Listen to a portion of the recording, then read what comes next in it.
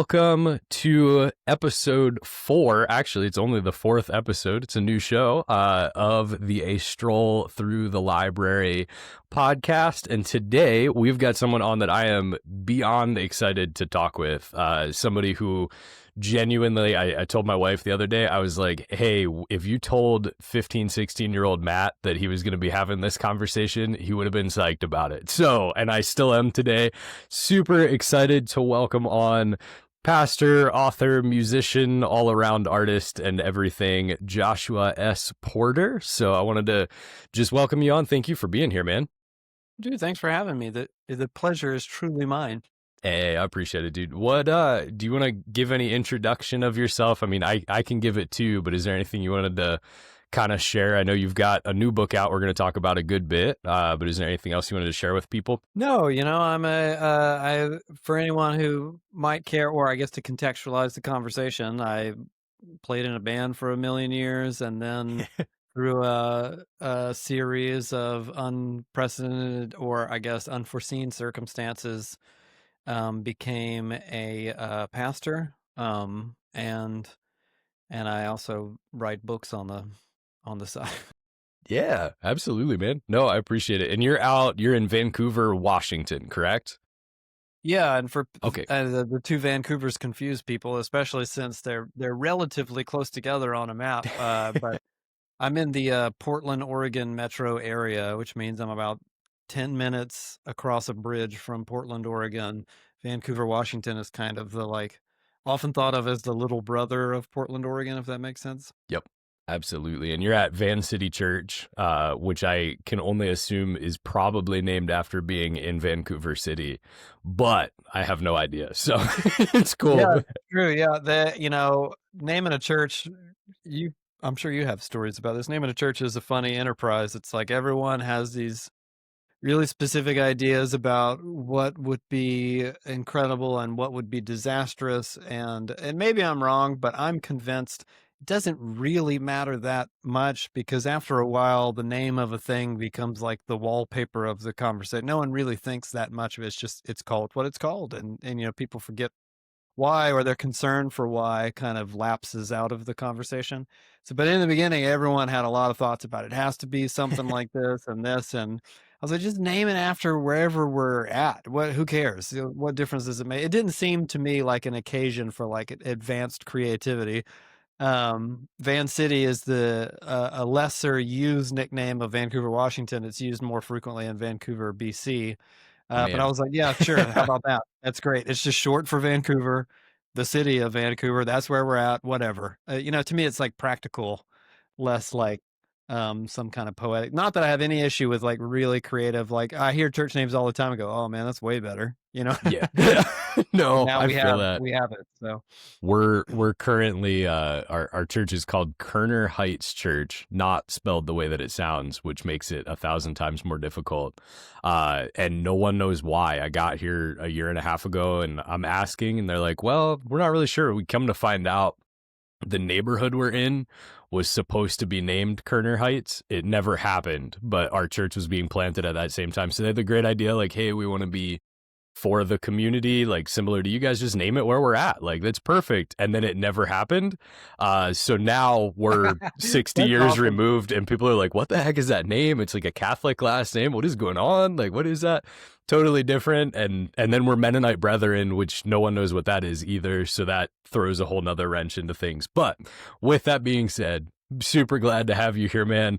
I kind of walked you through before we started recording, but for the listeners today, usually, as you've heard in the last couple episodes, I'm asking specifically about books. Joshua wrote a book that I have recommended to about a million people in my lifetime since it's come out, but it's called With All Its Teeth. It's about the death of Christian art, and I think it's an incredible book. If you're somebody who's interested in art, go check it out. You would absolutely love it.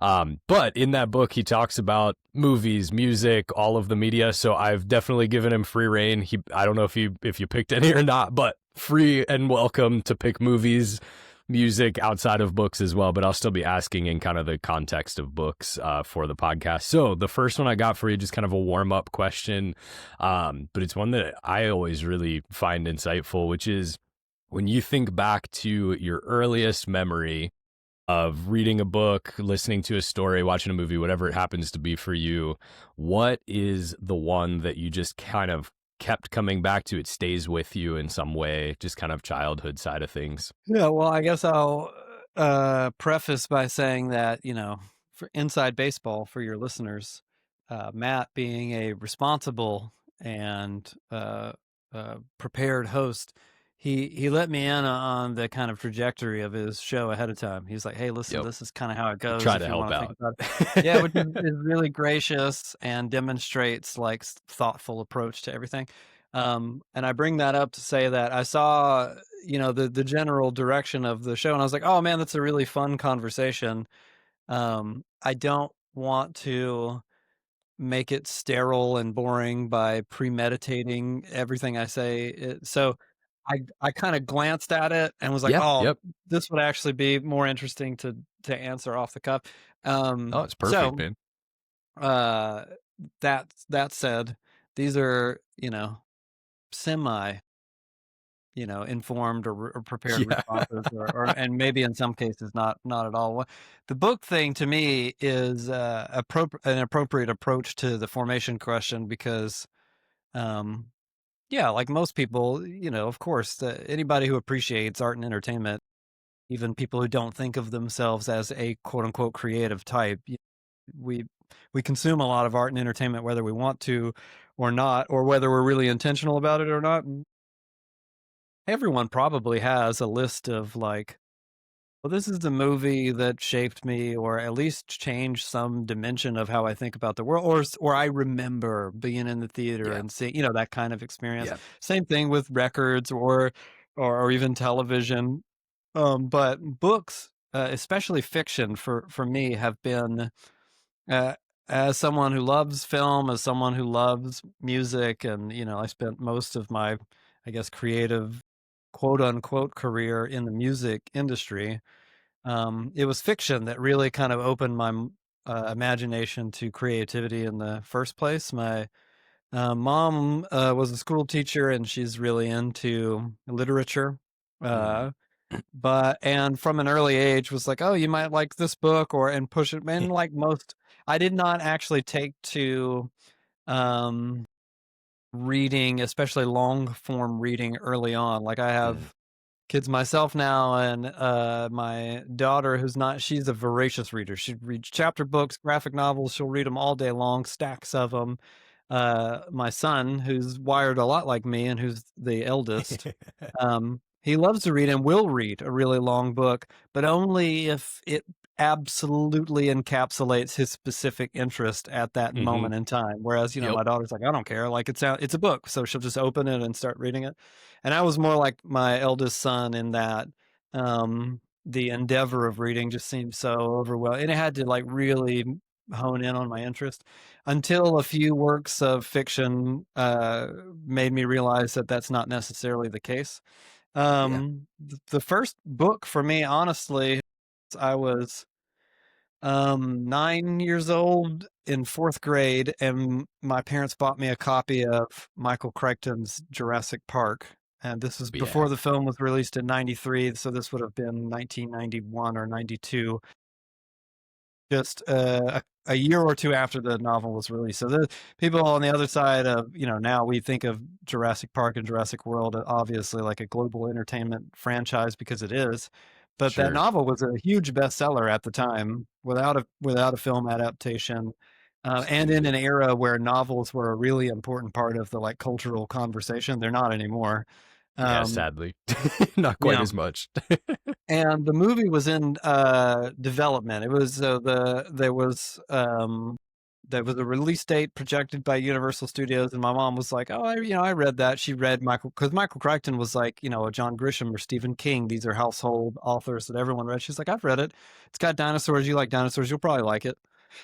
So she bought me a paperback, like a mass market paperback of Jurassic Park. And I remember the way that it smelled. I remember like the feeling of it in my, like tactile reading is Yeah. a really tactile experience. The feeling of Good. like the pages and everything, the like rough, crisp mass market paperback pages. All the best. Uh, Yeah. and I was like, well, yeah, I was always really into dinosaurs, but I don't know, high science fiction. I wouldn't have had these terms, but I was 9 years old. I was Sure. like, I don't Sure. know, it's really, look, it's this thick. Yeah. Um, It's the important part at and that age. yeah, yeah, the book opens with this prologue called The Engine Incident that's all about the philosophy of genetics. And so I was Mm. almost giving up. But then Yep. there's a prologue called The Bite of the Raptor that has a scene that's not in any of the adaptations where a couple discovers the body of their infant in a crib, and there's a small dinosaur on the edge of the bassinet that's eating it. Yep. Yep. And it was so horrifying and Well, so yeah. like vivid and and I was like, what the heck? I don't have no experience with fiction, so I didn't know that something so over the top could be in like a really mainstream. I'm like, well, my mom read this, you know what I Yep. mean? Yep. And so I read that thing, like I devoured it, and then I started over. I read it again. I had read it twice before the movie came out, uh, and I was like, a lot of it was work for a 9-year-old, and certainly the higher concepts were completely lost on me. But I really tracked with it. I was like, I could Well, see yeah. it, and that was my first then experience of watching a film adaptation of a novel. Which people who love novels and see movies, of course, we're always the buttheads that are like, oh, Yep. the book was Yep. better and all that crap. Yep. But it's also a really like incredible experience to see something that you love Yes. adapted, especially in the semi-rare occasions in which they're adapted in such a way where it's great. You know Yep. what I mean? And Yep. Jurassic Park was one of those occasions. Um, and so that was my first novel Yeah. experience, but that was really locked into like my niche interest. And so it was kind of like a downstream thing, it's like an easy Sure. Sure. sell. There's Yep. violence, there's dinosaurs, there's Yep. mayhem. Yep. And then, so that was when I was ninth grade. And then when I was in junior high, we were forced to read Dickens' Great Expectations. Yeah. Yeah. Yep. And on paper, this is a freaking boring book. You know what I mean? Like, Hmm. and I'm sure that comes to the chagrin of people who really love Dickens. And it's like, yeah, sure, Sure. whatever, Dickens. But still, Uh, yeah, it's yeah, true. when you're in eighth grade or something like that, and you're like, what? So there's this kid, and he has a benefactor, and he likes this girl. I don't know. It's just like, and it's really Victorian sounding, and but I got to read it for this class, and so I kind of engaged it, thinking I would just go through a superficial level of attention in order to get through it, and I found myself really engaged in Great Yep. Expectations. Yep. To this day, like it's not that the book itself made a huge impact on me. I don't really remember much about Great Expectations in the specific sense the way I do with something like Jurassic Park, Yeah. but that was the experience anyway that made me go, oh, you don't even necessarily have to uh, find some kind of like connection to the idea of the book or the plot, the story, the genre of the book. A great book can just be a great book, like in Yeah. the writing, the style, the immersion of the experience, all that.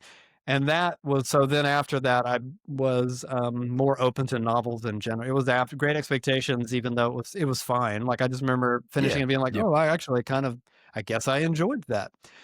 Opened me up to reading stuff that on paper I might have been like, it doesn't really sound like the kind of thing I might like, but I'll give it a shot, and you find a lot Totally. of great fiction that way. And then that led me into, when I started to read more, it was my mom who gave me the two books that made the biggest, probably creative impact on me were one was The Bell Jar by Sylvia Plath, her only novel, and then Kafka's The Metamorphosis. Yep. Um, and those were the two, and those are like, high school curriculum books or SAT question books that have their place in the literary pantheon for sure. And they sound like, oh yeah, of course Sylvia Plath. But for me, the Sylvia Plath book was like, it's like a descent into insanity. The story of the bell jar. But kind of subtle, it doesn't go bananas by the end of the book. It's just kind of this woman, the narrator. she declines as you continue to read the book, and in really subtle ways at times. And I thought, like, oh man, what an incredible, I didn't know that you could do that with fiction, that you could, like, the Absolutely. voice of the narrator itself is the vehicle through which the reader, like, is brought into this decline. There's no Absolutely. omniscient third person saying, then she did this and she was Yeah. crazy. You know what I Yep. mean? You Yep. experience it through her, the vehicle of her voice. And then the metamorphosis and the rest of Kafka's work was just kind of like, what? Like the conceit of the novella, it's really tiny. You can read it in a couple of sittings, if not one sitting, is just that there's a traveling salesman. He wakes up one morning and for reasons unbeknownst to him or anyone else, he's transformed into like a human-sized cockroach in his bed. And then what would that be like? It's really isolating and painful and like, Yeah. but why? And the idea that such a prominent literary figure, it's like, I don't really care why, it doesn't matter. It's just, Yep. it's a bizarre scenario that is just designed to as a means to talk about a sense of isolation or distance from your own family and loved ones. But to me, aesthetically, I was just like, the idea of just paragraph one, sentence number one, one morning, Gregor Samsa woke, from unsettling dreams to found himself transformed in his bed into a monstrous vermin. And you're like, what? And that's it. And you go from there. That really informed me creatively to like, oh, you can do that. You can do that kind of thing, especially with fiction and the written word.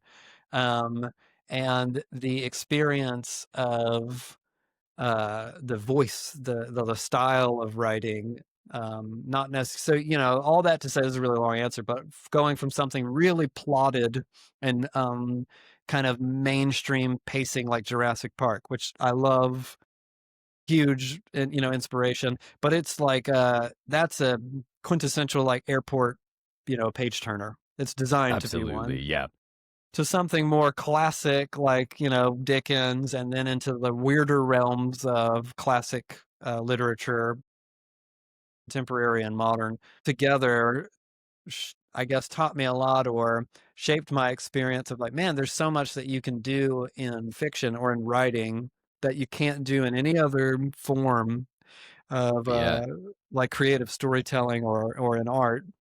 And so that was always what I wanted to do most, was to write. It's always what I liked doing most was writing.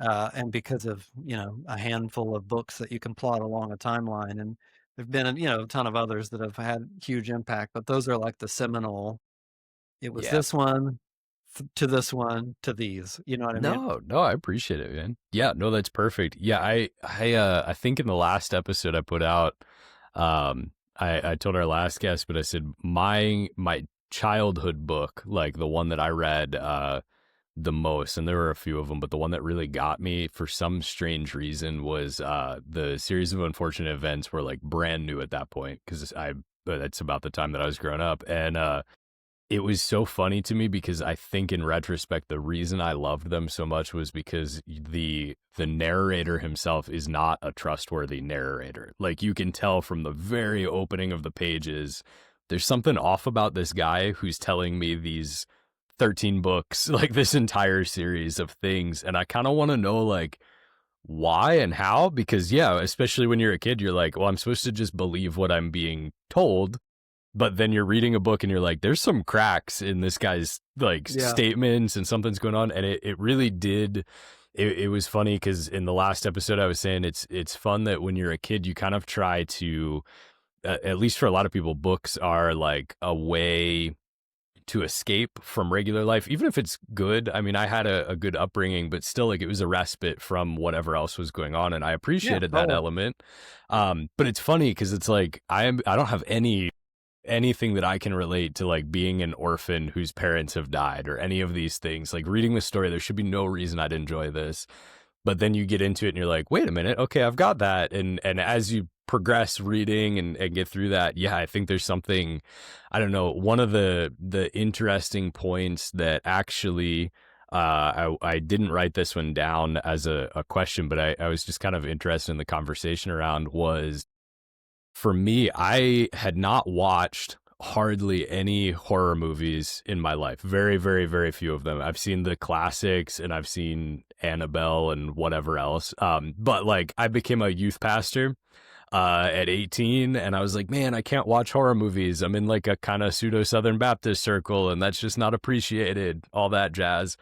And then for better or for worse, I would say for better, but after reading With All Its Teeth a while back, I jumped into watching shoot, what was the movie? The R.A. Aster, um Is it his Hereditary? yeah, Hereditary. Watched Hereditary due to just kind of how you were explaining it. And I was like, my wife's not going to watch it with me. I know that. But I'll try to watch it, and it's free on Tubi or whatever. So download that, watch it. And oh my goodness, watching that movie just truly, I was like, I totally get and agree with kind of the thought behind there are plenty of people who I can't tell go watch this movie, and that's totally fine. There's different levels to things. And don't take this for anyone listening as a broad stroke, go watch the movie. Maybe not. But for me, I really do think watching it, I was like, there is things happening within the genre of horror that just kind of can't happen in a drama or a comedy or a whatever else. There's so much more going on with emotion and feeling. And I think for me, books have always been that space. I've been less of a movie guy throughout my life, but books and music for me have always been that thing where there's some other element of conversation that can be brought in. There's some other underlying tone, and you can't always like quite know when you start where the thing is going to end up. And in movies, usually, unfortunately, 90% of the time, my wife loves to watch a lot of like Hallmarky type movies, and you can kind of tell immediately where the plot's going to end. With those, you really can't, and it's something I appreciate about that.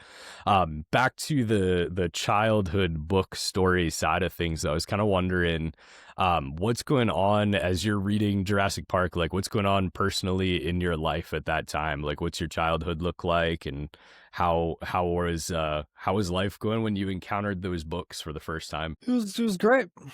You know, I have probably the same quibbles and the same joys of anyone with a relatively tragedy-free upbringing. Yeah, And by that, yeah, I mean, I don't mean to paint it as if there was never any conflict or pain, sure, sure. because those are, you know, essential to the human experience. But Yep. all things considered, it was um, a relatively easy upbringing in that great. I had a great family and parents who now, you know, like I could see to a certain degree then, but now can really see that I didn't make things easy for them. I'm very like wired for rebellion kind of, and especially in adolescence and asking questions. And even though like my tastes were really unconventional, even as like a young person who was interested in following Jesus, I was raised by Christians and in the church. Um, and I didn't start to ask those questions about the legitimacy of Christianity until late adolescence, early adulthood. So into my like teenage years when I discovered punk rock music um or horror movies or started to read transgressive literature, it was as someone who was, you know, like fun I was a Christian, but didn't have any kind of like I'm trying to, you know, edge out of my upbringing or anything like that. Sure, sure. They were just kind of my like aesthetic preferences. And I was raised in kind of like a very conservative corner of rural Southeast Georgia in a Southern Oh Baptist man. Okay. context. And so, Yep. even like, the idea of, oh, I kind of like these horror movies or just, you know, like strange art in general and punk rock music was like deeply concerning to the adult world of my upbringing. And my parents, I mean, they certainly had pushback on certain things and they didn't like certain things. But for the most part, we're like, yeah, I mean, you seem like, you know, uh, like you seem to be able to make sense of these things in a way that doesn't completely terrify us all the time. And so they were really supportive when I, wanted to make music of my own, even though that was really always an unconventional Sure. endeavor.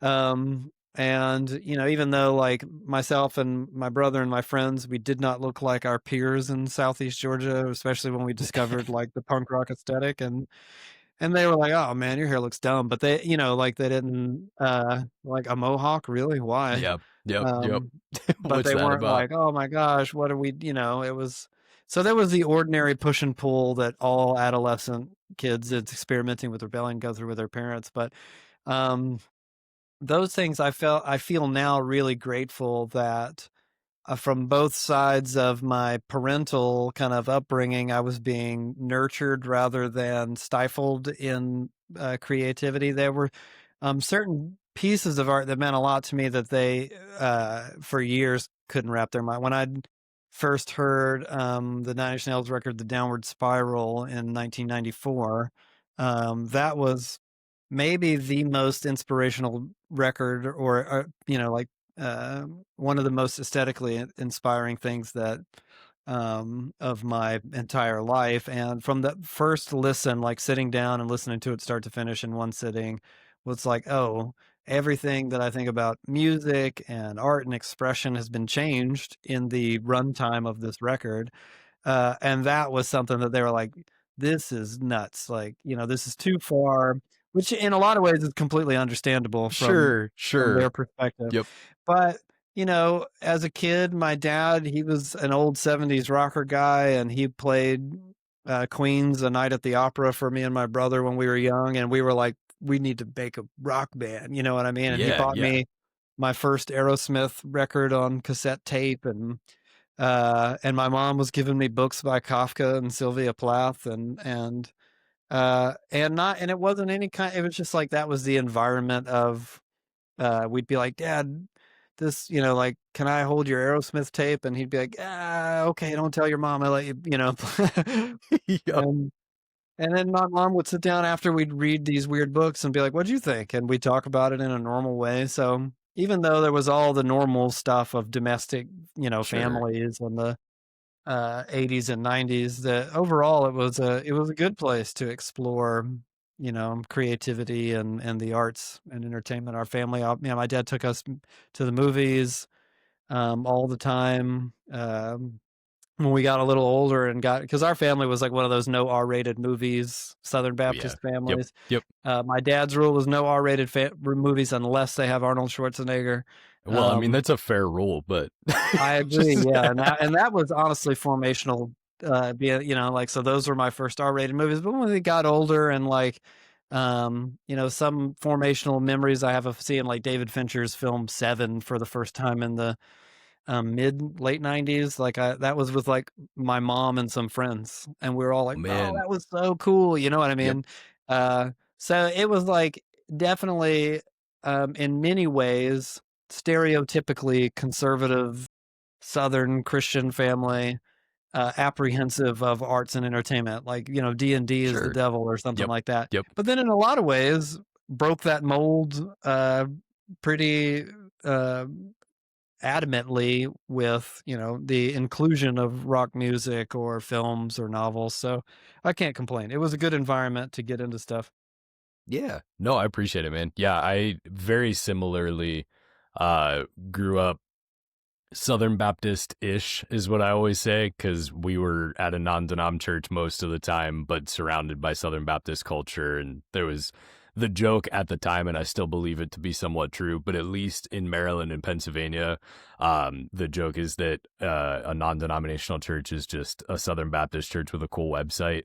And that was kind of accurate. We were like trying to be Cool cool. website's not nothing. I was going to say it, but nowadays I'm not even sure. But no, I remember like kind of being it. I shared a while ago, but it's always interesting to think through, because I remember like Pokemon cards, absolute no go, not allowed to happen, too far. D and Devil, yeah, D, demons for too sure. far, like all of that. But then like 5 years old, I'm sitting on the couch with my dad, and he was like, "Hey, have you watched Silence of the Lambs?" And I was like, bro, where would I have watched it? I'm with you. Like, I'm 5, but sure, like, let's watch it. And so, like, just a strange and a good one, honestly. I'm very grateful. But like when I would go to the mall and go into the music section, like I could kind of pick up anything. I remember one of the first albums I bought was An Ocean Between Us, As I Lay Dying album, like early 2000s. I remember that was like the first one I had made my money. I'm going in and I'm buying it myself and picking up that record, like thinking I'm probably gonna have to, like, I don't know why, but just kind of felt like I had to hide it from my parents because it's like a little too far. There's like skulls on the cover and we're homeschooled. You're not allowed to do that. Like that whole deal. But my parents being like, yeah, it's awesome. Like, we don't get it. Trust me. Like, my dad's a huge Striper fan. Right on. So he was there, but he also took me to metal shows and took me to all of that stuff. Actually, I think in retrospect, and just a fun fact, but do you know, during the 90s and early 2000s, there was the I can't recall what it was called, but it was those posters that were put up in like every youth room in a church in America with like, do you like this band? Secular band, listen to this one instead. They, whatever organization that was, sent out your guys' ShowBread CD. And I recall my dad playing that as our youth pastor growing up. And I was like, dude, like, this is awesome. Like, that type of stuff he was totally cool with, but still didn't quite understand it. But I appreciated the willingness to dive into that and get connected with all of that. And so it's always interesting to me to hear kind of just how people were formed, because I think it does shape the rest of ministry and the way that we write, the way that we do things. So I appreciate it, man. Yeah, thank you. Yeah, that's Um, hilarious. I mean, those charts were the best. It was because one of those charts that my brother and I discovered authentic punk rock, because but yeah. in the late 90s there was a revival of skate punk at Hmm. like a mainstream level, in particular with the Green Day record Dookie Yep. Yep. and the Offspring record Smash, which Smash was still on Epitaph Records, like the Yeah, indie punk rock label, but they the were the doing it. videos from Smash were on MTV, and like that was a multi-platinum album But that yeah. they made for like a couple $1,000, in California or whatever. And so, my brother and I is like getting into alternative music because of MTV and into like the first Weezer record or Flaming Yeah. Lips, and then all of a sudden Pavement. Now Green Day and Offspring are part of this conversation, and we really loved those records. Went to a youth camp. There's a chart. It's like, hey, if you like Green Day and Offspring, you should try MXPX. And at Yeah. the time, there were only, I think, 2 records out, and one was the the debut Pokinatcha, and then Teenage Politics was the follow-up.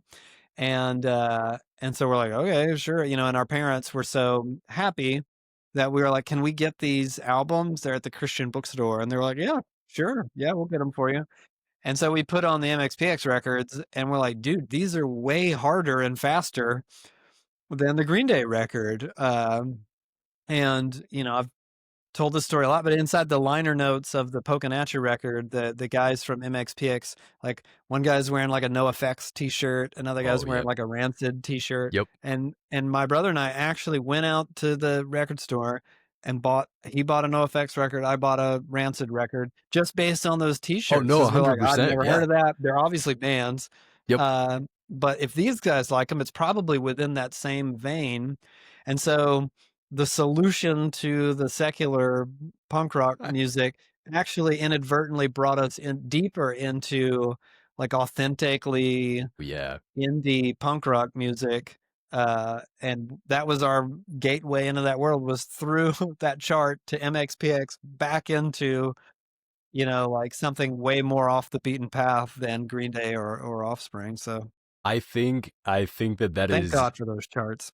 amen. Yeah, I agree. I think that's not a singular experience. I think I've heard that from quite a few people. I know guys I grew up with who are looking at it and they're like, okay, like I legitimately know who like Jeremy Camp is because I'm in church, but like who are they comparing him to? Which was, by the way, never accurate on that one, but Yeah, of that's a course. whole different story. But Somebody when who had no idea actually yeah, made that it's spreadsheet. Yeah. usually the case. Yeah, but that's all right. They're like, "Do you like NoFX? You're gonna love Reliant K." And I was like, "Well, I Yep, mean, yep. like, It's like, not well, I mean, quite." Like, I don't mind either, but that they're different for sure. and but people don't realize that as dumb as that sounds, and as well intentioned as I'm sure that Yeah, no, endeavor was, absolutely. uh, there was a time in the 90s and early 2000s where there was a depth of originality in really like underground Christian But yeah, music, yep. especially because of probably in a singular sense Tooth and Nail Records. But when I was like in junior high and saw one of these charts for the first time at a Southern Baptist youth camp or whatever it was, there was a if you like Nine Inch Nails, then try Chatterbox, which was a Oh Tooth and man, Nail, yeah, yep, kind of industrial metal outfit that was inspired by, industrial bands like Ministry. And as a kid, like, who was just, like, really into goth industrial music, and I listened to all this really obscure, and transgressive industrial music.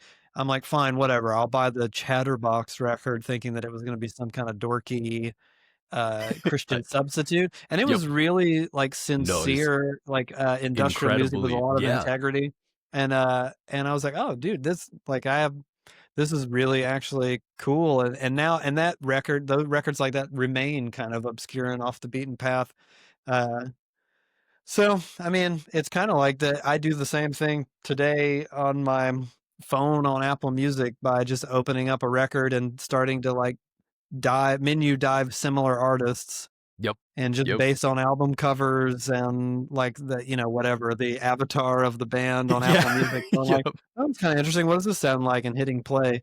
So we're effectively still looking for those, like, if you like, then try. No, I absolutely. appreciate those algorithms.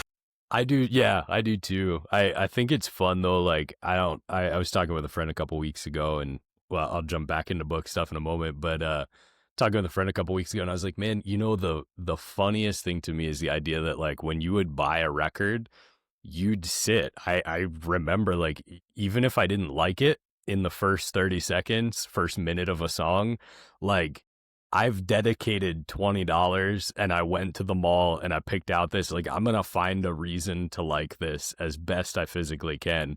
Whereas now, like the unfortunate reality is like a song plays, I try not to do it, but I'm 30 seconds in and I'm like, nah, kind of lost interest, skip to the Yeah. next one. And so there's an element I do miss about like sitting, looking through the liner notes versus you don't get liner notes on Apple Music, sadly. I wish, but but yeah, still I still Yeah, open I and look, agree. Yeah, read it's the lyrics. and I'm the same way. Like, I had the same experiences of you buy often a record based on one song that was in rotation on the radio or on MTV if you're old, um, and then, feeling as if, like, I've invested in this But yeah, project, yep, and so now it's my responsibility to find something in it that, if it doesn't jump right out of your radio, it's like, "Oh, man, this is ama," and a lot of records did, like, the records yep, I've been talking about, those it wasn't hard to like something like Smash or Dookie or the first Weezer record, but then, you'd buy a lot of, uh, I guess, weirder stuff or stuff that you're like, that's kinda cool, and it's stuck in my head now, so I'll give it a shot," and then you buy the record and you're like, "Well, that was clearly just the single, but by God, I'm gonna try to like it," and sometimes found that you couldn't and sometimes found that you could, um, but yeah, like we're in a world saturated, inundated with options, and realistically, it's not something that you can do is give every new record that you have instant no, no, access to an honest listen. So, I mean, and now I've had lots of experiences where a friend will be like, "Hey, have you heard this album?" And I'll say like, "Yeah, I started it and it didn't sound like it was my thing, so I turned yep, it off." And they'll be like, "Oh, you should listen to it again." And then I'll go, "Oh, okay." And then find that they're right. You're like, "Oh, yeah, if absolutely. I would have made it to the third song, I would have You gotta converted press over on. the Yeah, runtime of the album." But, yep. it's like It's the we've instant only got so much time. gratification. How many Yeah, yeah. Also that is true. Yeah. So back into book questions, one that I'm super interested in. But what is a book? Is there any book that you return to over and over again, keep coming back to in your life? Uh, Maybe seeing it in a different way, but just kind of returning to it. Yeah, there's a handful. And I think it's like there's only so many books that I've willingly, especially works of like long form fiction that I've read more than once. Even books that I really loved, you Yeah. usually kind of go like, "Wow, that was amazing," and it's not that you're opposed to reading it again. It's just not something that Yeah. happens. Yep. Especially, I usually like I have a novel going all the time, whether it takes me forever because I'm busy or I read it in a couple days. And so bringing in an old one, it's Yeah. kind of like it has to be the right circumstances. So it's rare, but there are a handful of novels that I've read and reread. One of them is a novel called Geek Love by Catherine Dunn. Okay. That's about a traveling circus sideshow in which a husband and wife intentionally take experimental drugs during pregnancy to populate the carnival with their own freak show. Oh man. Um, it's a very, very weird book, Sure. um, but it is in terms of like a style and form, it's kind of one of and I read it as an adult, a book that was like, well, forget it. I don't want to write anymore. Yep. She's already Yep. done the best that you can do. And so I've read it, I think 3 or 4 times now. But every few years, as a writer, will be like, I'm going to reread Geek Love for inspiration. That's cool. I haven't heard of that one. I'll have to check that out. Yeah, you might like it. It's wild. And Catherine Dunn, that's kind of like her landmark novel, and she's not known for much else. She wrote a couple of books that are not nearly on the to her, what she would argue is not are not on the level of Geek Love. Then she took like a 10-year break, published Geek Love, and then kind of didn't do much else until she died just a couple of years ago. And Another novel is one that is something that I've only read in the last decade, and that's a book by an author called Donald Ray Pollock. He wrote a novel called The Devil All the Time, Mm. which maybe some people are more familiar with now because it was adapted into a Netflix film Oh, okay. a few Gotcha. years Gotcha. ago, and it has Tom Holland. It has Spider-Man in it. Yeah. Yep. Um, and the adaptation's fine, but the novel is kind of this. Flannery O'Connor was another really massively influential writer for me as a writer. When I first got into writing fiction, an older person that I knew read something I had written and says, "Oh, it sounds like you kind of write along the lines of Southern Gothic genre." And Yep. I was like, "I don't know what that is." Yeah. And and they were like, "Well, you should read Flannery O'Connor.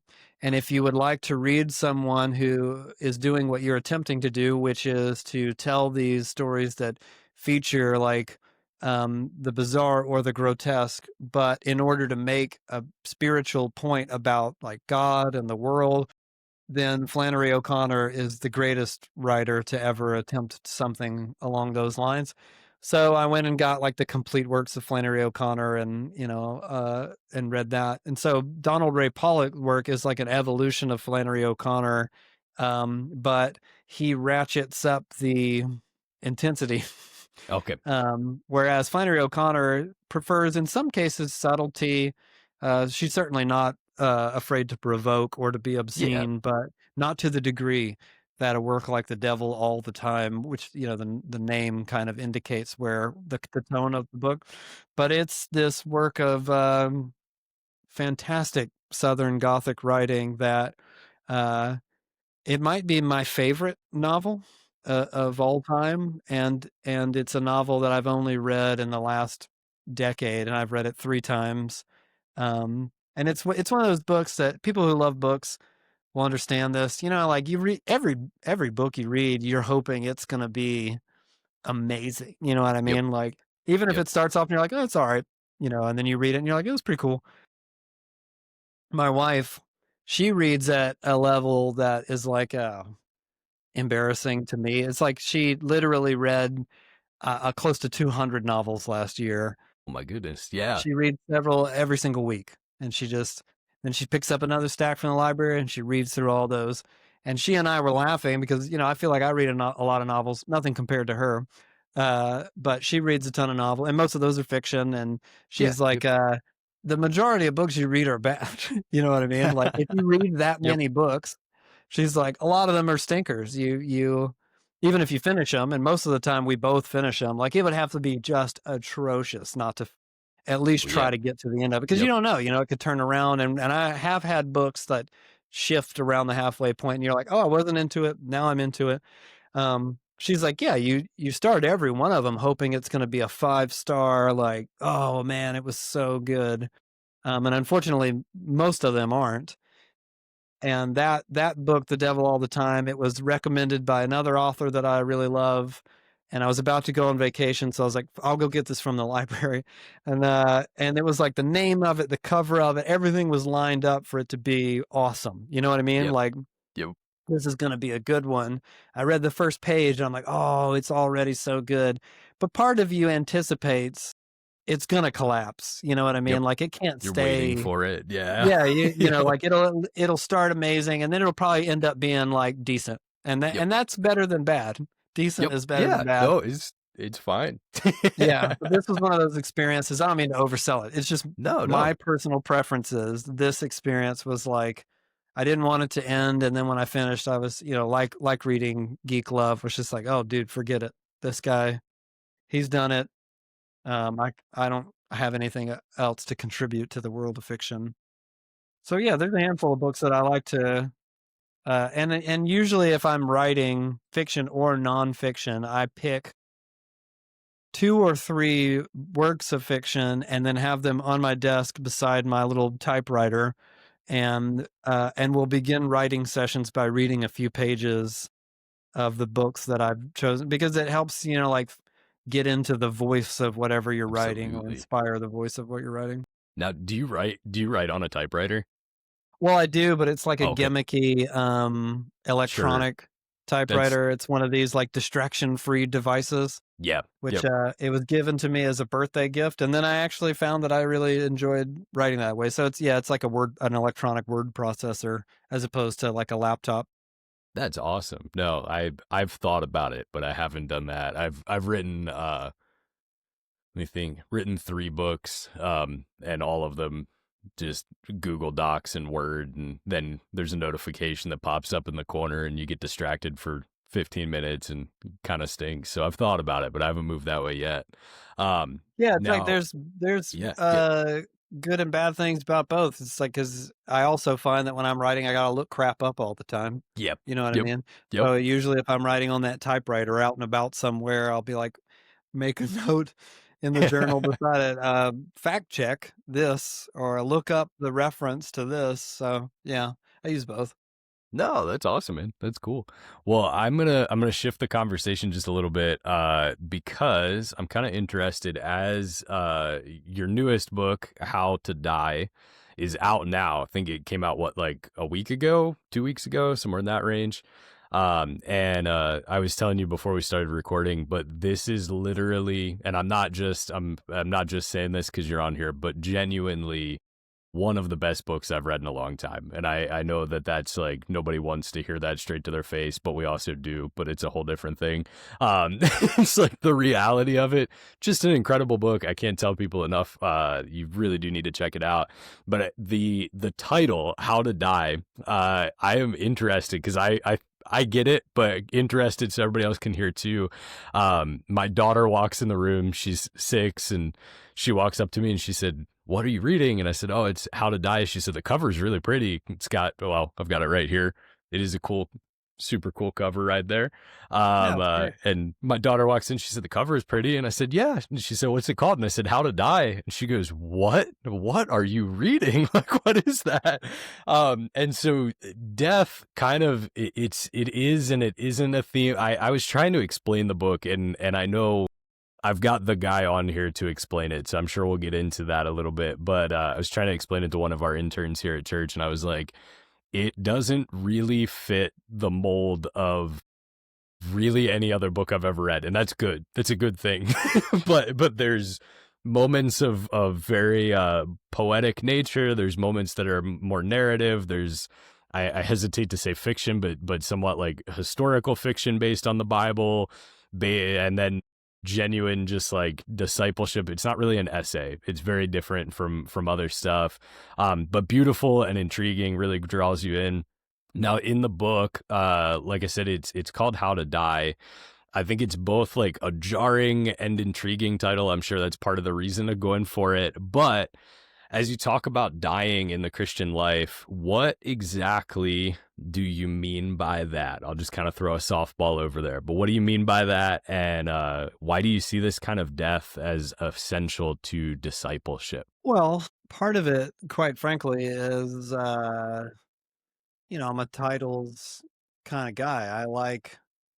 I think titles are kind of a twofold in the world of publishing and the marketing department of publishing. Certainly, there are other concerns to titles, concerns like marketability, and with that clarity. And I don't mean to say that like publishers never want good titles, but there No, are no, I certain get that terms, though. and all my friends, that have written books and in the publishing world, most of them have told me stories about like, well, it was called this, but then the publisher told me like, it would actually market a lot better if we could put this word in the title, or if we Yeah, could make it sound more like this. You know what I mean? Um, and I and I have a lot of friends who are like, they're like, that's fine, I don't care. But to me, titles are a part of the aesthetic experience of the book. You know what I mean? I think of titles, chapter titles, section titles, and then the first and last lines of the whole book to me are the most important kind of absolutely. components of the overall like aesthetic experience, making something that's cohesive and moves from the Yeah. beginning to the end. And so I like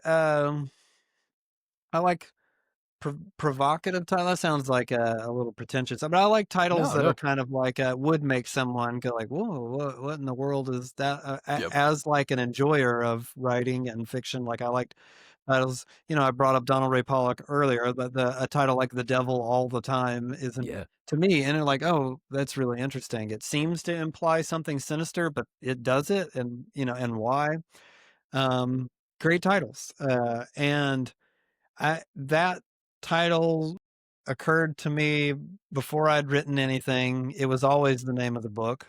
It had different subtitles along the Yeah. journey, Yeah. but I always wanted it to be called How to Die. And one of my first conversations with the publisher was honestly like, "Do you care if we call it that?" Because usually the conversation will come back around at the end, and they'll say like, "Now about the title."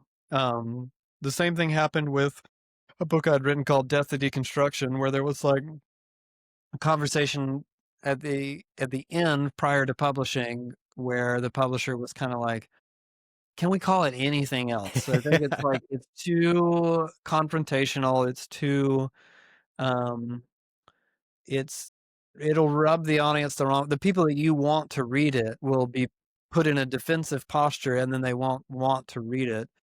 And my response to that was like, I think that that's part of the like aesthetic experience of reading, is to be put in to have like your hackles raised when you go into it, and to be provoked. And I think that's kind of interesting. I like art that does that to me. I like, Absolutely.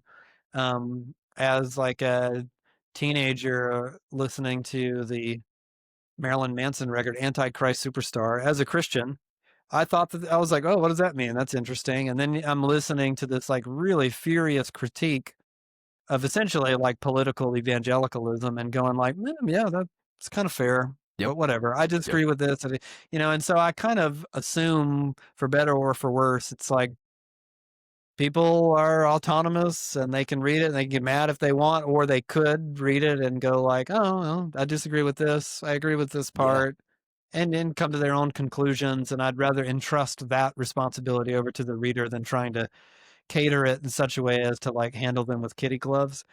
Um, and so the conversation about How to Die came up in the beginning, and we're like, "Do you care if we call it that?" And they were like, "Yeah, it's probably fine." and Yep. they were wonderful. I mean, like I worked That's with David awesome. Z. Cook, and Yeah. it was an amazing experience. At the end of the experience, it came up again, and they were like, should we put a word like, or should we put the words to self at Yep. the end? How Yeah. to die to Try to self. soften, round that out a Yeah, bit. Yeah. yeah, and I Yep. mean, like, because they Sure. understood that that's essentially the sentiment of it's taken from or adapted from a Dietrich Bonhoeffer quote that's the epigraph at the very beginning of the book, which is when Christ calls a man, he bids him come and die. And then the book that follows is how to die. So basically, how to be a Christian. But I like that word picture. I like the imagery of, Jesus, take up your cross and follow me. And I wanted to like reinfuse the prerequisites in Jesus. That's the prerequisite to discipleship, not like come and follow me and then eventually you're going to have to die. But his whole thing is like take up your cross and then come and follow me. Yep. And that language has been appropriately romanticized in the church, understandably, but it's also become deeply familiar to Christians. And so I liked the idea of trying to re-energize the original subversiveness of like what a jarring thing that would have been to hear in the first century, to take Yeah. up your cross and follow me. It's like, ugh, I don't like the sound of that. And I think How to Die, in a sense, does that effectively. I've heard lots of stories like one of the overseers or elders of my church is a woman who's in her 70s, and she had a copy at her house, and her daughter came over to visit and was like, what is this? She thought Yeah. it was Yeah. like some kind of like end of life, Oh no. like guidebook. And so, and lots of, I sent one to my spiritual director, and he'd text me when he came in the mail and was like, I mean, I know I'm not always like in great shape, but I think I got some fight left in me. Yeah. Yeah. No, Yeah, I I think I like it. In simplest terms, it's just the invitation to discipleship. I was just trying to reinvigorate or like invigorate once again how provocative it is in the language of Jesus himself. The whole like take up your cross is essentially like come and die, as Bonhoeffer put it. no. So I love it, man. Yeah, I was reading a study a while ago. They were talking about people who put stickers on their laptop, and that's a whole weird conversation there, but they're talking about like the reality that people will put stickers on their laptop to sit at a coffee shop and wait for people to come up to them. And I was like, well, I admittedly have multiple stickers on my laptop, and half the time that I'm sitting drinking coffee, I'm not really opening the invitation for others to come out. I mean, if it happens, like I'm a pastor, but like that's not my goal. And then this study went on to talk about tattoos. And if you have tattoos, that's something that a lot of times people use as like a conversation starter. And I was like, man, again, I just like tattoos, dude. Like, I don't know what to say. Now, this book, I did say to someone the other day, I was like, I love genuinely the fact that if I go sit and I read this, drinking a latte somewhere, that people are either going to be deeply concerned as they look over and see the title, or they're going to come start a conversation and ask, like, what on earth is that about? And I think it was the right call because, yeah, I think if it said how to die to self, it would probably soften that a little too much. So I yeah, appreciate it. I was just interested because I think that's a helpful piece of that story for people listening as well.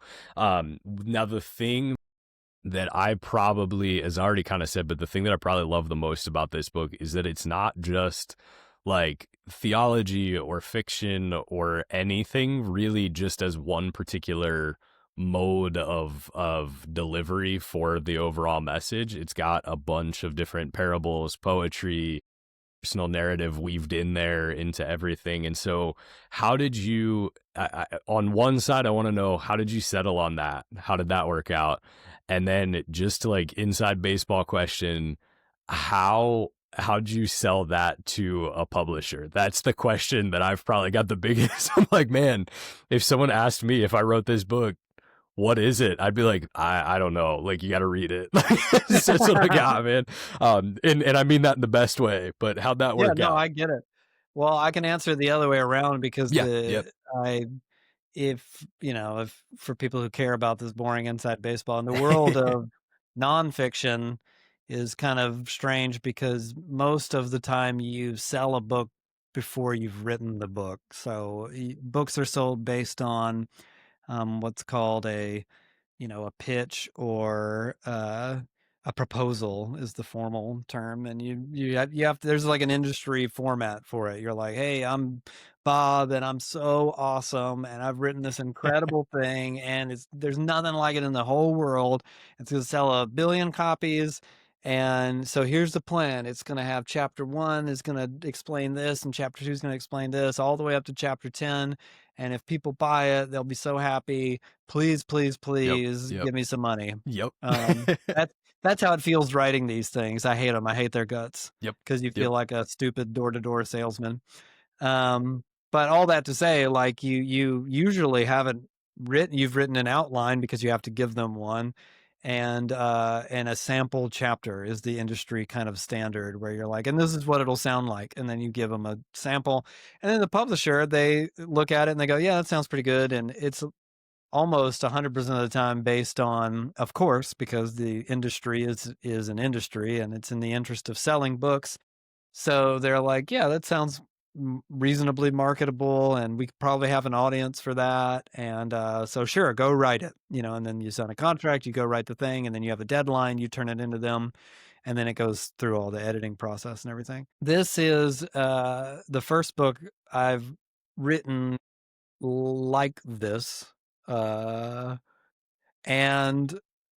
ordinarily, even though I'd like to think that my previous nonfiction is a little bit different than standard Christian nonfiction, it is in many ways the same kind of thing you'd expect, which is, like I make some arguments from the Bible and theology to make a point. So in that sense, even though I hope that it's like not dry and boring and sterile, it is essay like, if that makes Yep. sense. There's Yep. arguments and evidence, and then I make points. And then usually the way that I attempt to keep it from boring the reader to death is by infusing it with some level of unconventional writing along the way. You know what I mean? Yep. Crap, Yep. putting in stories and language that you might not find in ordinary Christian nonfiction. So that was the plan with this book as well. And that's what I proposed to the publisher, was that I'm going to write a book on discipleship, and it will be kind of essay driven. And I did have a sample chapter that was severely rewritten, but is in the book, and it's a piece of writing called A Short Note on the History of Life and Death, and it's essentially like kind of a narrative summary of the meta-narrative of the Bible. So I knew that something like that would be in there. It wasn't like it changed 100%. But as soon as I sat down and tried to start writing the essay version of this book, I was like, this sucks. It's not working. And all I'm doing is emulating better books. Mm, I mm. could point anyone to Dallas Willard or N.T. Wright and say, here's some great books on discipleship or how to interpret the Sermon on the Mount. Why am I trying to do it? I'm not them, and it doesn't make any sense. And those books already exist, and I'm very happy to Yep. give them to people. Yeah. And so at some point, like, and I was really fighting it. I was like, I don't know what I'm doing. Why did I say I could do this? I knew I wanted there to be a book like this, like a manual on, it's 1 volume and it's a manual on how to be a Christian. Cause people ask me for it all the time and I don't have it. Absolutely. Uh, but I couldn't get the stupid voice right. And then at some point, I had a couple of like dares to myself where I was like, what if I could do it without, and this sounds really funny, but like, what if I could do it with no footnotes? Because Yeah. footnotes, that means that like you're quoting and referencing other sources and writers. And that's part and parcel of essay writing. And all my other books, I mean, they're overflowing with footnotes. Footnotes are great. But I was like, what if I could do it without footnotes? That would mean that I'm not appealing to someone else's material. I'm just having to put whatever point I want to make in the text itself. And I was like, oh, that's kind of interesting. Let me try that. And then I started to think like, what if there's just no essay writing in the whole book? What if instead it's like, it's all either narrative or, like a singular kind of voice that you would find if you found someone's journal, and not like, the professor communicating important information. And that's when I had this idea that was like, I always would hear about certain books that are supposed to be like these really provocative little pieces of illicit literature, like, I don't know, like the Anarchist Cookbook or something Yep. like that. If you Yep. check it out, you're going to get flagged by the FBI. But then when you Yeah. actually Yeah. look at these books, no offense to the author of the Anarchist No, no. Cookbook, they're kind of dull. It's just not what you think it's going to be. It's just like, oh, I thought it would be more interesting than this, or even like, works from someone like Nietzsche, who I quote at the beginning of the book. He's got like a little volume of writing called The Antichrist that I was like, I bet this thing's so crazy and provocative. And you're like, it's just a lot of philosophy. I mean, Yep. it's interesting, but like, Yeah. No, it's not absolutely. the scandalous little handbook that I thought it was going to be. And so I was like, what if I could write that? What if I could write something that was like, it felt like, I was in a monastery library and found this book that was essentially journals written from a season. It was actually Henry Nouwen. Henry Nouwen Yeah. wrote Yep. a season of staying at a certain monastery, and he kept a journal the whole time. Uh, and then at some point later, it got published. I don't think the intention was to have it published. And I thought, oh, what an interesting little artifact of writing. It wasn't even meant to be what it turned out to be. Yep. And Flannery O'Connor has a prayer journal that was published the same way. And I thought, what if it was something like that? Something that felt like you were getting someone's personal collection of writings that has a purpose, but isn't, like chapter 1, I make my point. Chapter 2, I tell you what you need to do about it. Chapter Yep. 3, Yep. some inspiration for going forward. You know what I mean? And then when I finally gave it the finished thing, I was like, they're either going to be like, never mind, or they're gonna be like, "Cool, I guess we'll roll with it," and gratefully, it was the latter. It was just like, Yeah. "Oh, this is not what we expected, but this is interesting." So, No, I appreciate it, man. Yeah, no, it is really so good. But I was reading it and I was thinking, man, I've been working on a pitch for my book and I truly don't know how I would pitch this one. Like I can't even conceive. It's great. And to that point, yeah, one of my favorite I really am a fan of Eugene Peterson's works, and one of my favorite books is the one Letters to a Young Pastor, to his son, and it's just emails back and forth between him and his son. And there's such a raw emotion to reading something that it almost feels wrong at times, because you're like, I know I wasn't supposed to read about like something that happened with Becky at his church. Like there's random elements in there. I'm like, they probably should have redacted that. Like, I don't know, I'm sure they changed names or whatever, but like still, like it's kind of crazy, but there's something deep about that. I think it's why I like C.S. Lewis's letters, all of that type of stuff, where you're like, someone didn't really intend for this to be read, and yet I'm reading it. There's just kind of that disarming, unfiltered effect that's in there, and I think your book does a really good job of that as well. So a couple other questions, and I want to be respectful of your time as well, but a couple other questions that I got, but before we start wrapping up, kind of the big one about the book, like about your book. Like I said, one of the things that I really enjoy about it is just it's unflinchingly honest. I think there is something in Joshua's work that is different than a lot of other books, in the sense that it's very polished, but it's not polished in the way that I feel like I'm being tricked into reading something. You just have a very honest way of writing, and I appreciate that.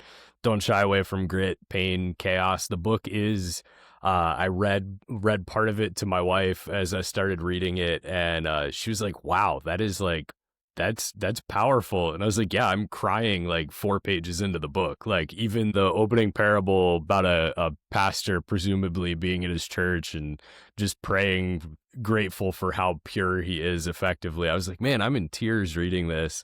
And in the midst of all of that, how do you hold together like that grit? I think it works really well, but how do you hold the grit together with telling the truth about how hard discipleship can be, while also grounding yourself in the unchanging hope of Jesus? I mean, honestly, because of the things that are interesting to me aesthetically, lean toward. I mean, I don't want to make it sound like I'm uh, trying to be provocative for the sake of being provocative, though Sure, there's a sure. certain value in that at times, but like, I think that like what's interesting to me as a reader is something that provokes. And there's lots of ways to provoke the reader, but I think one of them is through the surprise, or maybe a more appropriate word is shock. And it's not difficult to find ways to shock in Christian nonfiction. And I Yeah. don't mean that because like, oh, the genre's so boring, it's never No, shocking. no. You know, like I read Christian nonfiction all day, every day for work. You do too. I mean, like we know that it's just like any other genre of writing. There's a million wonderful things, and then there's a million not so great things. So Absolutely. I'm Yep. not beating up on it or acting like I'm some kind of pioneer. I just mean that um, any writer, you know this, any writer of something that's like theologically informed or is meant to communicate Christian ideas to probably a primarily Christian audience, hopefully a non-Christian audience as well.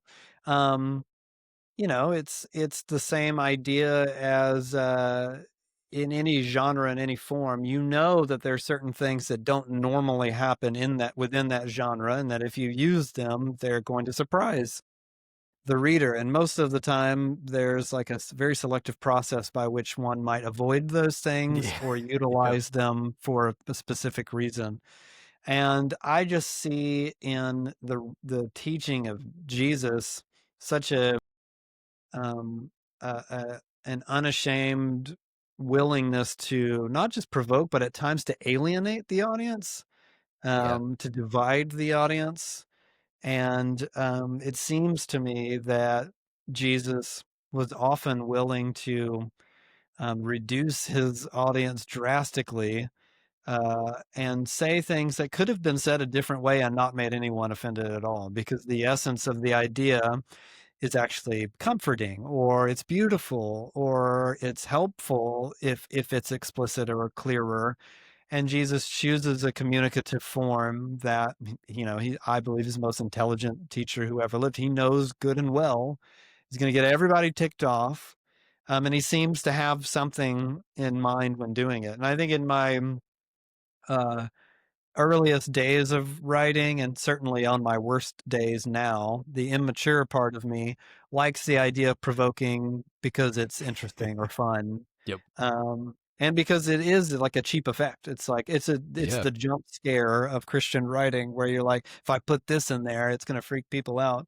But hopefully on my more spirit-led days, um, I'm attempting to, I think, in humility, I'm attempting to, and maybe not always succeeding, but attempting to like, well, how do you provoke in that same kind of spirit as Jesus in such a way that makes the reader go like, oh, I don't know how I feel about that, and then that sense of being provoked leads to a moment of almost immediate reflection, self-reflection. You know what I Yeah. mean? And the parable that you've mentioned is a great one. Because at some point I was just like, you know what? I'm just going to adapt the major parables of Jesus because they're all so fascinating, and most of them are like over the top or bizarre. Some of them are like violent or really bleak sounding.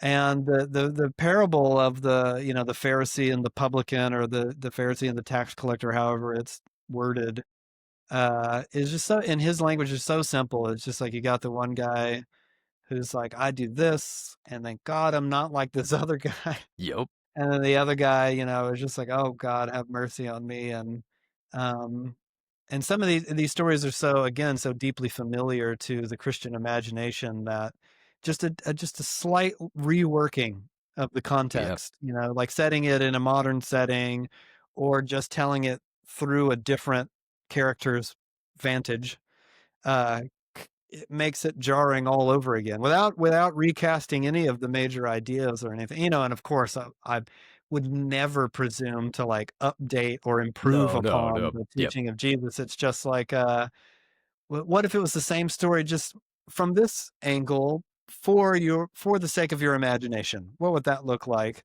And then Jesus does all the work for you. I mean, like all I've done is just retell the essence of those parables, recontextualize it from a different person's perspective.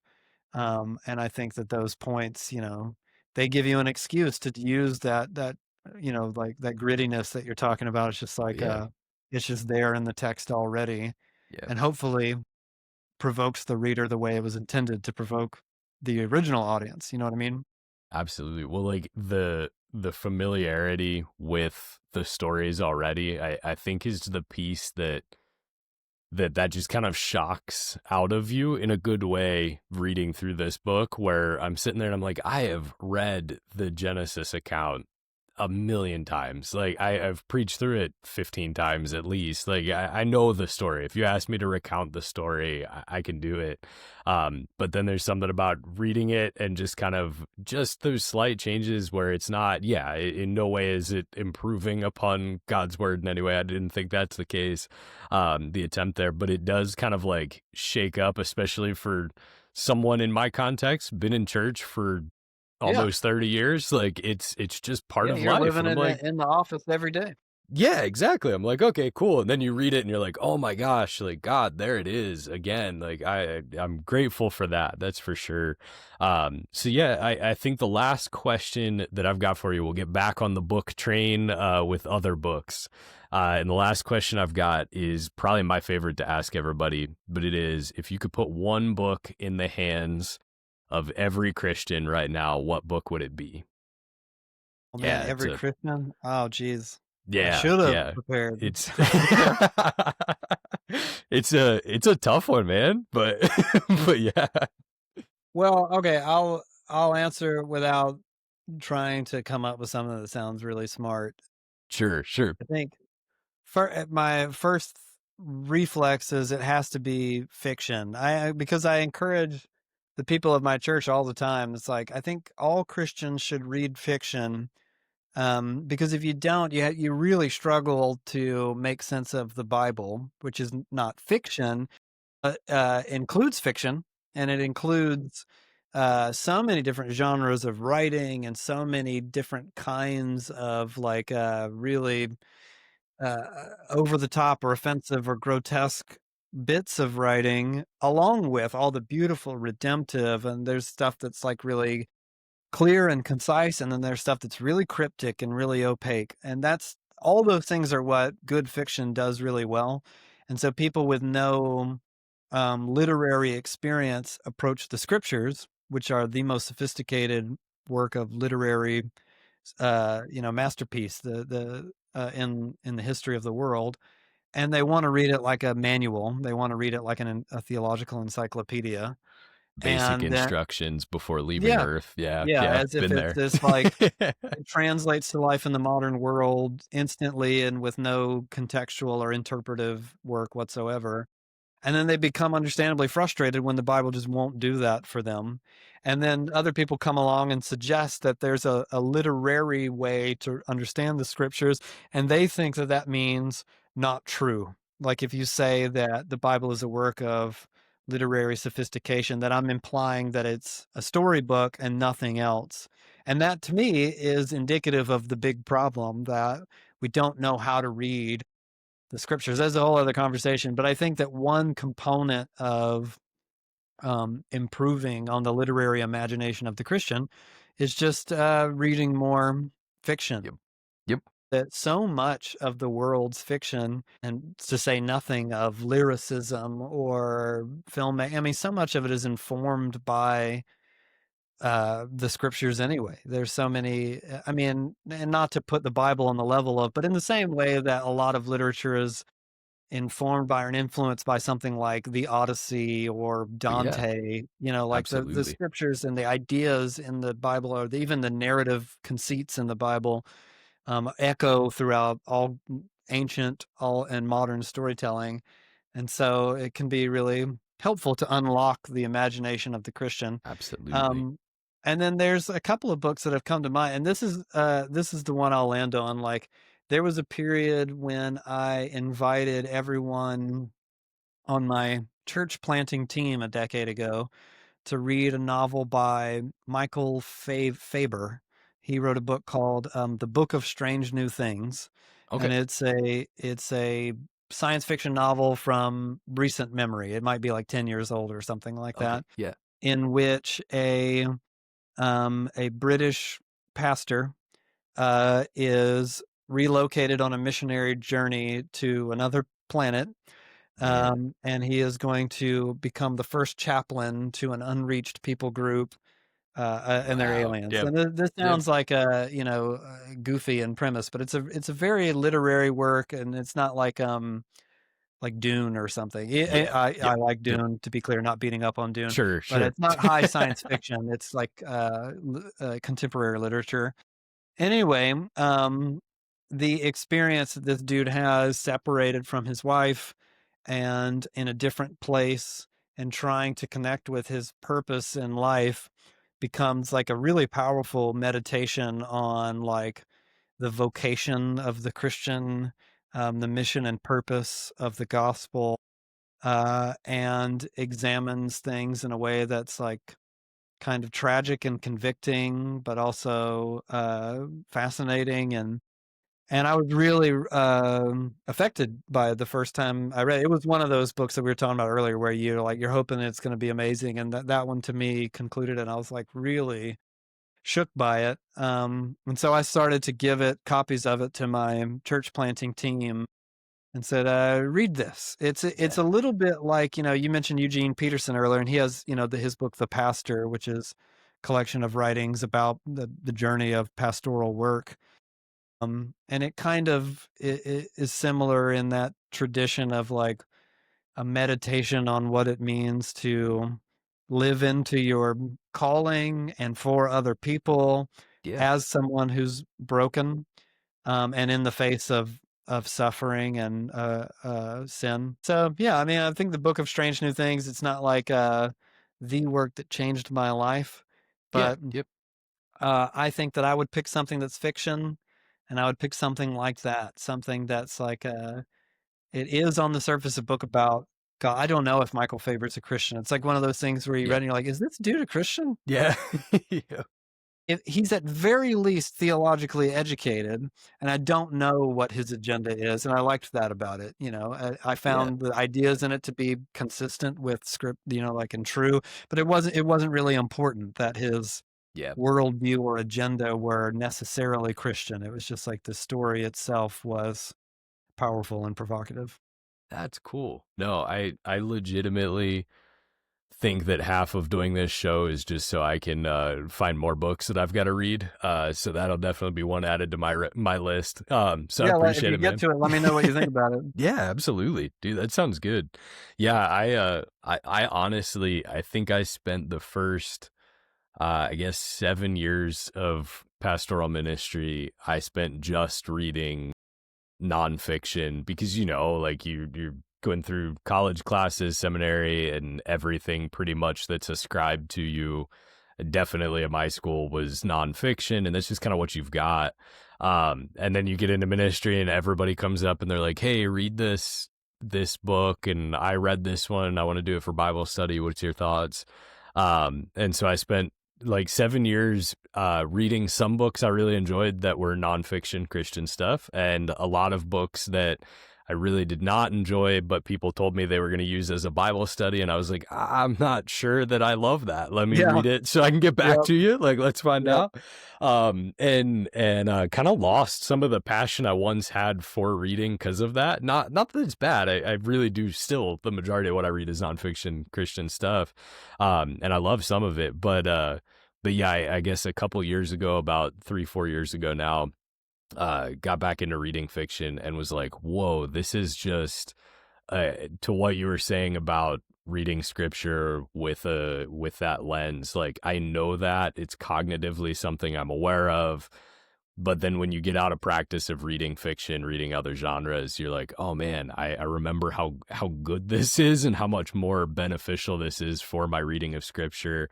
I always tell people, I'm like, dude, if you haven't read Dante's Inferno, you have to read, especially as a Christian, just on the grounds that so much of what we see in our minds as we read the Bible that describes hell and demonic and all of that stuff, so much of it's so shaped by this. Even if you've never read the book, it's what you've been taught, probably shaped by Dante's Inferno. So go read it, like, find out. Yeah. I'm not saying it's accurate. I'm just saying at least then you Yeah, know it's where it banana came and it's from. bananas. It's Yeah. fascinating. Even on Absolutely. like in terms of like how over the top really old Yep. Italian writing can get. It's like there's some really gross, weird stuff in this book. Absolutely so. Yes, yeah. But I'm like, it helps the Christian imagination, which I think is something that unfortunately the church has lacked a little bit of in recent years. And I'm hoping that I think there's some glimmers of some pockets of that popping up that I'm really appreciative of. So all that to say, Yeah, for sure. thank you. Appreciate you so much for coming on here. Definitely, if you're listening along with us, check out Josh's books. The new one, like I said earlier, How to Die, right here. Incredible book. I've got my physical copy of With All Its Teeth over here. Check that one out as well. I know I read Death to Deconstruction. I think I got it on Audible, so I don't have that. I at least can't find my physical copy somewhere in here. So maybe I I'll listen let to it it. slide. Yeah, Yeah, I appreciate it. But and then I know you've got fiction work. If I've got it off the top of my head, so I know there was punk rock versus the lizard people, if I that's right. Yeah, remember right. And then the Great Georgia Dirt Dragon, if I'm that's correct. I right. Yeah. have not read that one yet. I've got to get it, but have not gotten into it yet. But go ahead, check those If out. you get around to it, let me know what you think. Yeah. Dude, I promise you I will. I got you, man. No, I appreciate you. Is there anywhere that listeners can connect with you afterwards? Website, internet, all that stuff? Yeah, everything is joshuasporter.com. So anything that you want to find out is at least there or linked there if you're the internet type. Sweet. I appreciate it, man. Well, I definitely encourage you guys, go check that out. Thank you for being on the show. Appreciate you, man. Thank you. Yeah, dude. But Thanks for having me. of course.